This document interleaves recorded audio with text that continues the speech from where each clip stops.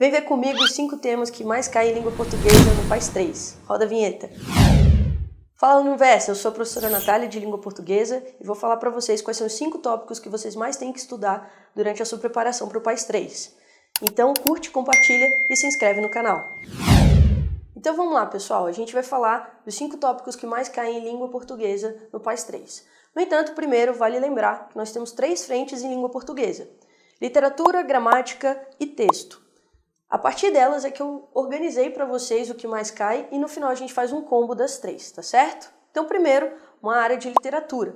Sobre a literatura é importante dizer que o modernismo é o mais cobrado, o modernismo é a principal escola literária do século XX e por isso vocês devem começar sabendo o contexto histórico que circunda o modernismo.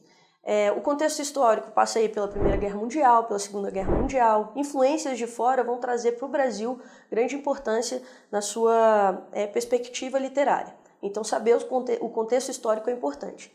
Seguindo, vocês devem saber as características gerais do movimento modernista. E para isso é importante lembrar que nós temos 3 fases do modernismo. Então, olha só, a gente tem a primeira fase, que vai de 20 até 30. A primeira fase que realmente vai trazer para a gente o que é a proposta do modernismo. Ela começa em 1922 oficialmente com a Semana de Arte Moderna, centenário da independência do Brasil. Depois a gente vai ter a segunda fase, que vai de 30 a 40 mais ou menos, é a fase chamada de regionalista, então o que predomina é o regionalismo e nós temos vários autores importantes nessa segunda fase. Na terceira fase, nós temos principalmente 3 nomes: Clarice Lispector, João Guimarães Rosa e João Cabral de Melo Neto. Essa terceira fase já se mistura um pouco com a literatura contemporânea e o fim dela não é bem determinado. Bom, depois de estudar tudo isso, você deve sempre lembrar quais são os principais autores e suas obras, e aí a gente vai para o segundo tópico importante nos seus estudos. Na verdade, esse talvez seja o tópico mais importante de língua portuguesa. E por que isso? Porque são as obras indicadas pelo próprio PAIS. O PAIS está te dizendo, isso aqui vai cair, a gente quer que você saiba isso. Então, basicamente, são essas as obras do terceiro ano. Vocês devem estudar, devem ler todas. Então, depois da leitura, você deve efetivar comparações, saber quais são as características gerais de cada autor, o contexto histórico. Então, é muito importante que vocês lembrem quais são os autores de cada obra, quais são as características desses autores e do movimento literário. Basicamente, vocês devem lembrar que Drummond é um autor super cobrado, mas que, por exemplo, vocês sabendo as características de Drummond, vocês vão lembrar dos outros também. Então, alguns nomes são muito importantes. Vale lembrar que alguns já não estão ali no modernismo em si. Por exemplo, o Couty já é um autor de literatura contemporânea. Então é importante vocês lembrarem que, além do modernismo, existem outros movimentos que podem servir de comparação para o modernismo e para as obras que você estudou. Então não se restringe ao modernismo, embora ele seja o foco, tá? Além disso, nós temos a gramática. Bom, a gramática toda pode ser cobrada no PAIS 3. No entanto, a gente vê algumas tendências que são comuns nessa prova. E é importante dizer que a gramática é muito cobrada. A banca de vocês gosta de cobrar gramática, então vocês têm que saber detalhes mesmo, às vezes exceções importantes. Bom, sintaxe do período simples, principalmente o sujeito, o uso da partícula ser, isso tem caído bastante. Na sintaxe do período composto, vocês devem estudar aí a coesão, o uso dos conectivos, como as conjunções. Aqui eu já entro nesse outro tópico também, que é a parte de morfologia. Concordância, regência, crase, tudo isso é importante para vocês revisarem e eles dialogam entre si. Bom, sobre a morfologia, tempos verbais, pronomes e conjunções. Então eu vou dar um destaque aqui para vocês. No período simples, estudem sujeito, partícula ser. No período composto, os valores semânticos, a coesão, que se liga aqui às conjunções e até os pronomes relativos, tá? E também estudem semântica e pontuação. A semântica é aquela parte, gente, de polissemia, ambiguidade, tudo isso pode cair para vocês.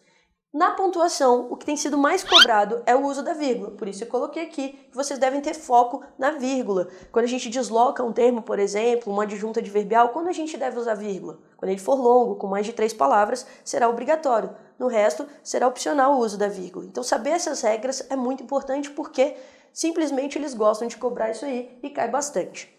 Vamos ao quarto tópico, então, já na área de texto. Texto.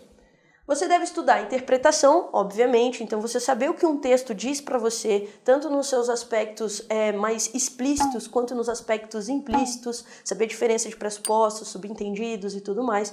Tudo isso vai te ajudar a realmente entender os textos, sejam as obras literárias, sejam os textos mais variados que o PAIS pode trazer para vocês.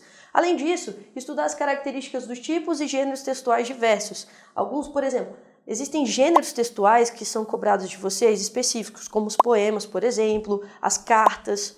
E os tipos textuais, os textos argumentativos, dissertativos, expositivos, os textos injuntivos, são importantes também para que vocês saibam lidar com isso na redação. Então, revisar os tipos vai ajudar vocês não só nas questões, mas também na redação. E por fim, reconhecer as inferências, a progressão textual, a evolução do texto, tudo isso é importante para que a interpretação funcione bem. Basicamente, esses dois vão dar muita base para a interpretação de texto, que é algo muito importante na sua prova. Por fim, juntando os 3 tópicos, aliás, que a gente falou, literatura, gramática e texto, nós temos essas partes aqui, já retomando alguns tópicos que a gente mencionou. A semântica, como eu falei, gente, o estudo da semântica é o valor, o sentido das coisas, o significado. Então, você saber o significado das palavras, o sentido que elas estabelecem, tudo isso é importante. E saber coisas como a ambiguidade, sinonímia, antonímia, tudo isso é importante para o 3º ano. Aspectos da intertextualidade. Intertextualidade é a relação que um texto estabelece com outro. Então, se no meu texto eu citei outro ou trouxe outro autor, por exemplo, eu estabeleci uma intertextualidade, um diálogo entre textos. E esse aspecto é importante em muitas obras que vocês verão. Então, é importante que vocês saibam o que é intertextualidade, como ela se aplica ou tem importância na interpretação do texto. Por fim, nós temos as figuras de linguagem, ironia, metáfora, comparação, prosopopeia, entre outros que caem bastante, metonímia também, muito importante. Então, conhecer essas figuras de linguagem podem ajudar vocês nas obras literárias e também a interpretar textos diversos. Então é isso, pessoal. Curte, compartilha e se inscreve no canal. A gente espera que tenha ajudado vocês nos estudos e que vocês possam aproveitar o material. Essas foram as 5 dicas principais de língua portuguesa e vem pro Versa!